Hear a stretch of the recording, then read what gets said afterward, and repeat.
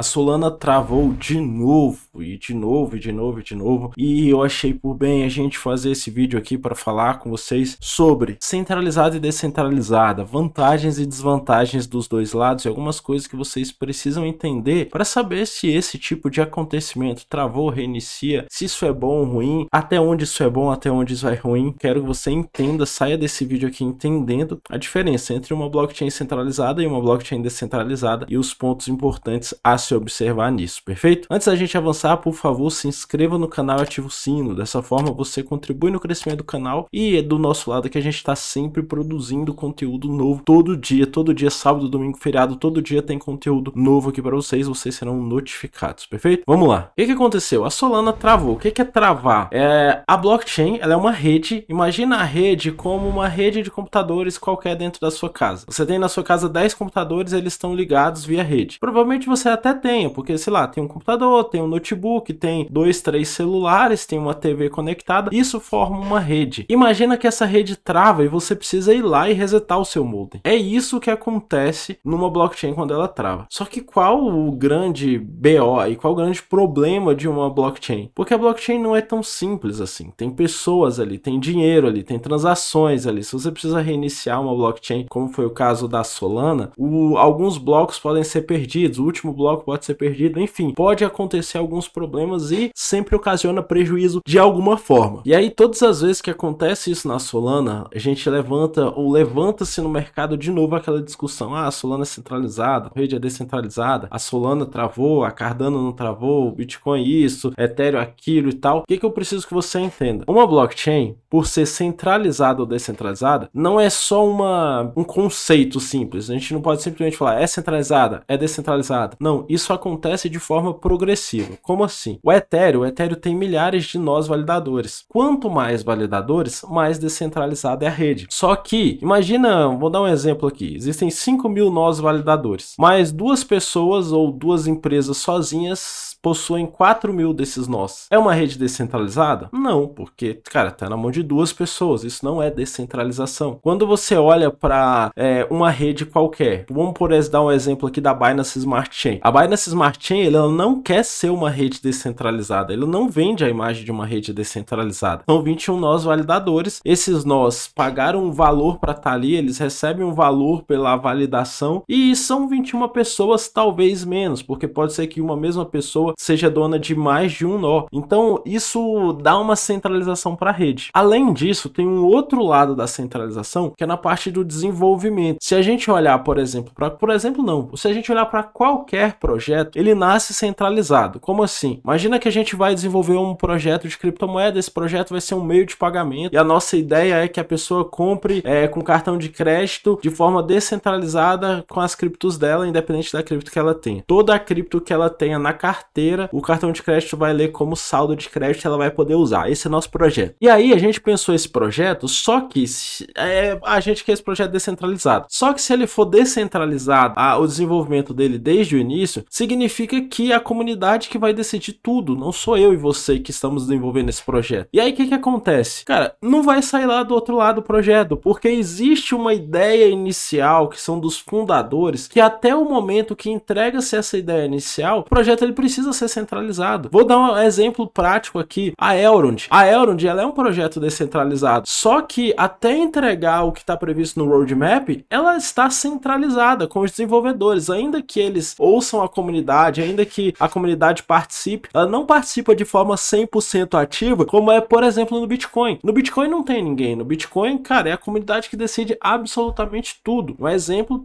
foi a atualização do Bitcoin da Taproot, por exemplo. Tem um artigo falando sobre isso lá na Escola de Cripto, eu aconselho você a dar uma olhada, que são sobre os contratos inteligentes na rede do Bitcoin. E aí, o Taproot lá na rede do Bitcoin, ela foi definida 100% pela comunidade. Só que nos outros projetos isso não acontece inicialmente. Só vai acontecer depois que o projeto estiver totalmente entregue e a comunidade decidir absolutamente tudo. Então, quando a gente fala em centralização, a gente tem que olhar o lado do desenvolvimento. Já saiu da mão dos fundadores? Se não saiu, ainda está centralizado. E a gente tem que olhar do lado da validação. A validação está no maior número de pessoas possíveis ou está num pequeno grupo de pessoas? E aí, olhando especificamente para o caso da Solana, a Solana ela está centralizada nos dois quesitos. Tanto ela tem uma quantidade pequena de validadores, esses validadores estão na mão de poucas pessoas, como o desenvolvimento está ainda centralizado lá com os fundadores, com uma pequena equipe. Isso tem pontos positivos e negativos, é isso que eu quero explorar aqui com você. Não é só você pensar, centralizado é ruim, não necessariamente. Um projeto centralizado, como é o caso da Solana, como é o caso da Binance Smart Chain, ele se desenvolve muito mais rápido. Por quê? Por um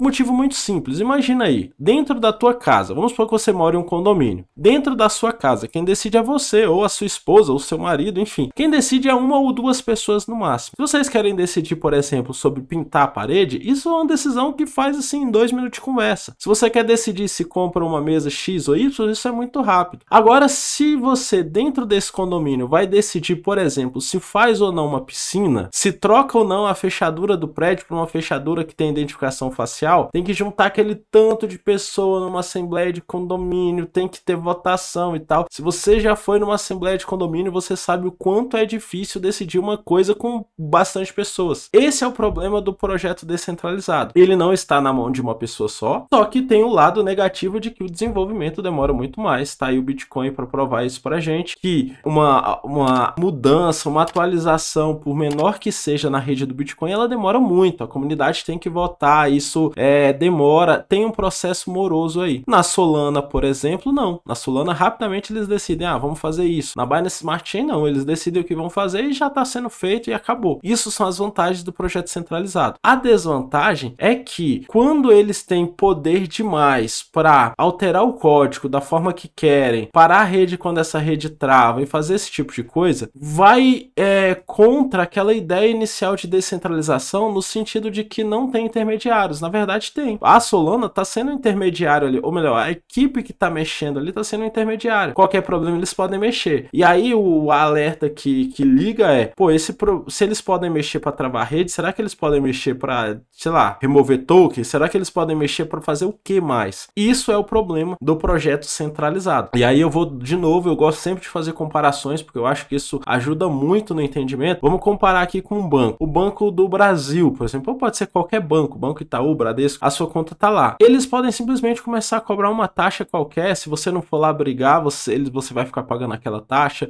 Você pode acessar um dia e ele falar, por exemplo, hoje está inacessível, só amanhã às 6 da manhã. Você pode tentar fazer uma transferência, ele falar, não vai fazer essa transferência porque tá muito alta. Por quê? Porque é centralizado. Tem pontos positivos, cara, o desenvolvimento de um banco é muito rápido, as coisas desenvolvem muito rápido e tal. Tem N fatores positivos, mas tem N fatores negativos. São esses dois lados que você tem que avaliar. Para investidor, o que eu percebo? Você não pode simplesmente ignorar os projetos centralizados. Prova disso é que a Solana cresceu absurdamente em 2021. Os projetos centralizados, eles crescem mais rápido, a curva de crescimento deles tende a ser menor. Exemplo de novo, Cardano. A Cardano tem uma certa centralização sim, só que bem menos do que a Solana. Olha o tempo que as coisas levam para ser desenvolvidas na Cardano. Se fosse um projeto centralizado, que tivesse uma empresa que não precisasse ouvir muito a comunidade, eles fossem lá e fizessem, contratassem desenvolvedor e pronto, provavelmente a Cardano já estaria bem mais adiantada, só que bem menos segura. Talvez já tivesse travado, talvez já precisassem ter reiniciado a rede em algum momento, coisa desse tipo, tá? Então, como investidor, eu quero que você olhe sempre o seguinte, cara, beleza, essa aqui já